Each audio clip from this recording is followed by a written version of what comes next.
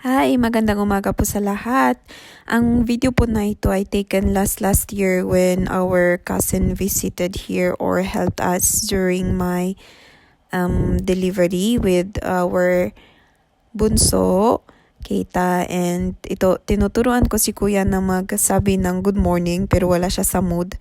Ayan, si Tito nasa likod. At andito si bunso. Kakatapos lang umiyak kasi ayaw niya munang umupo doon sa ano niya, sa child seat sana niya, pero kailangan namin siyang sanayin. Kaya sa video na ito papunta po kami sa Naraken pag visit sa mga deers. Kaya samahan niyo po kami. Let's go. Say hi. Hi baby Keita. It's my second time using my child car seat.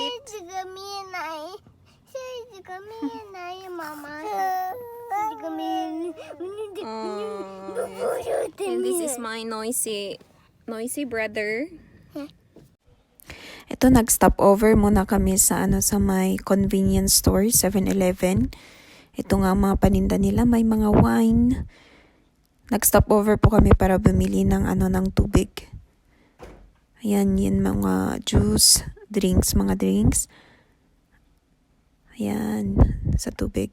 O ayan, kinu-question niya ni husband kung bakit daw ang presyo ng maliit na bottle ay mahal kaysa doon sa mga malalaki. Ayan. 93 kasi yung small bottle. Itong malaki, 91 lang. Ano nga ba ang pinagkaiba? Ito na, bumili na rin kami ng mga snacks para sa mga bata para hindi sila mabobore sa travel kasi medyo malayo din hanggang sa Nara Prefecture. Bumili na rin kami ng mga chocolates para sa amin para naman para naman may pampalakas din kami, 'di ba? Ito na, balik highway na po kami. Kaya tara, samahan niyo po kami. Mga 2 oras din na biyahe ito. Kaya let's go!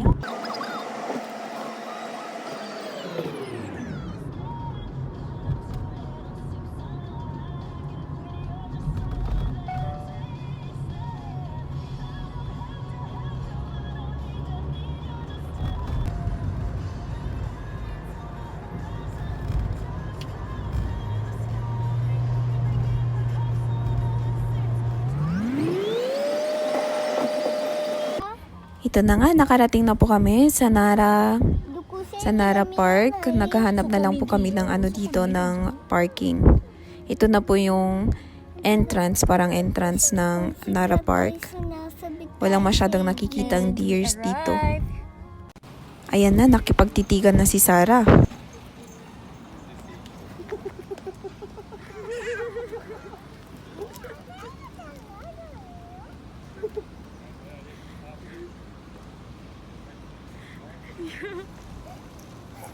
Si Ate Sarah lang nag-enjoy, yung kuya niya takot na takot eh. Ate, kanay ne?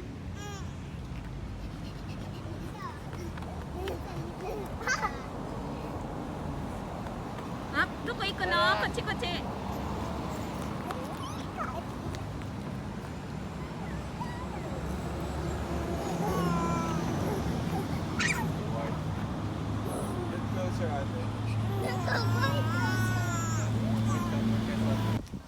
And here is Ate and Kuya disturbing the resting deers under the tree. The brother's afraid. Pero ang takot naman silang lumapit. Lalo na tong si Kuya. Nanonood na lang sila. Diba ang ganda ng upo niya? Pag may lumapit dyan, bigla na lang siyang tumatakbo. Ang ganda ng buhay nila. Nakaano lang sila dyan, nakarest. And here's Kuya who don't want to touch it because he's afraid. Don't want to touch the deers. And there's Ate. So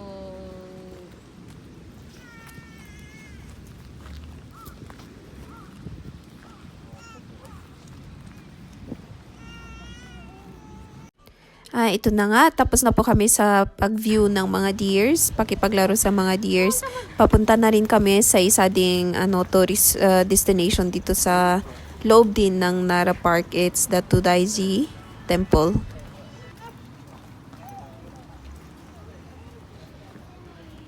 Ito, dumaan din kami dito. Parang may history din tong tong daan na ito, kung ba't nandito, pero I'm not sure.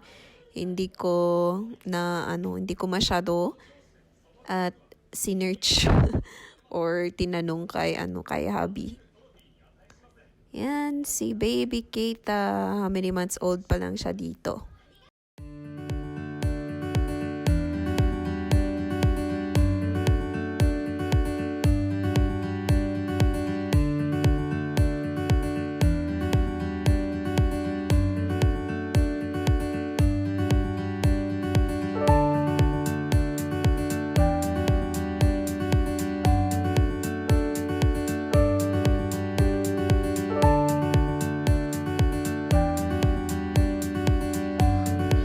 Ayan si Tito, hindi po siya nakadaan kasi mayroon kaming baby car.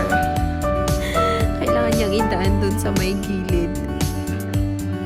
Natagalan, nakala ko anong ginagawa. Nagtataka siya kung ilang taon na tong building. Pero hindi ko nga rin na-search. Yan.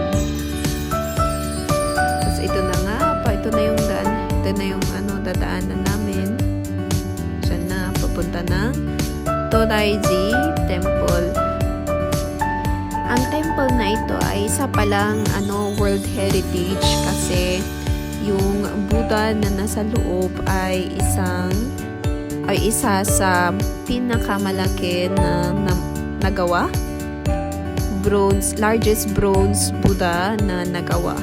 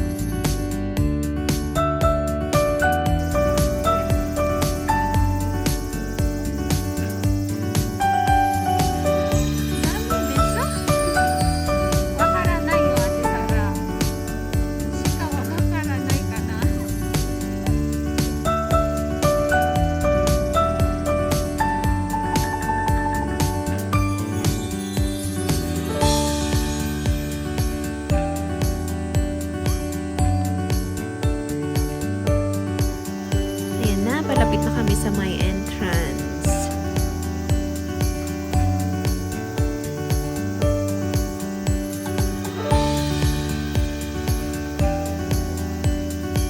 Meron po palang ticket papasok dito. Iba yung ticket price for adults at saka sa kids. Free naman yung mga baby. Yan.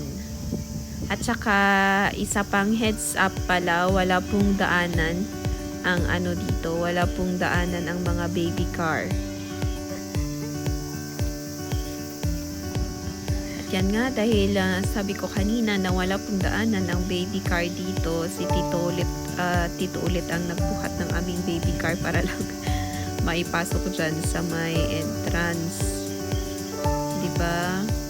Ang hirap pa lang mag-visit dito kapag may baby.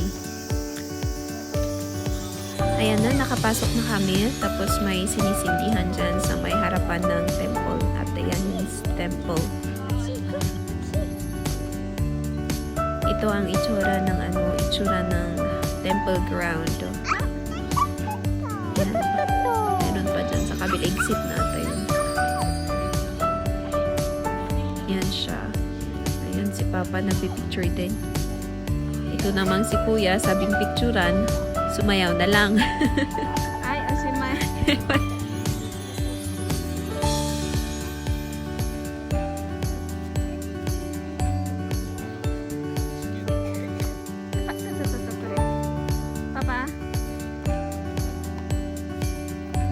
Ayan, Tara, pasok na tayo sa loob.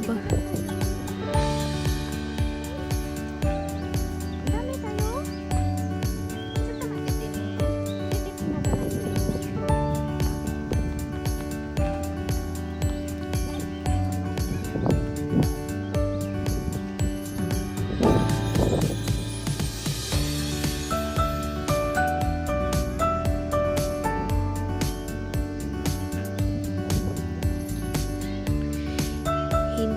Hindi naman ako builder o hindi naman ako architecture, pero nakakahanga talaga yung pagkagawa ng building.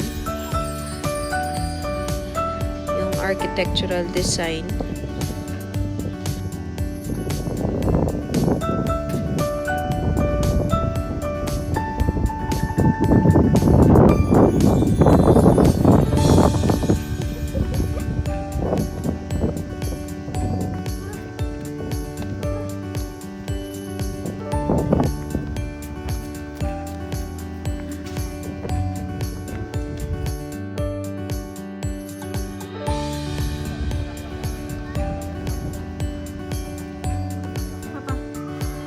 At yan na nga yung Buddha.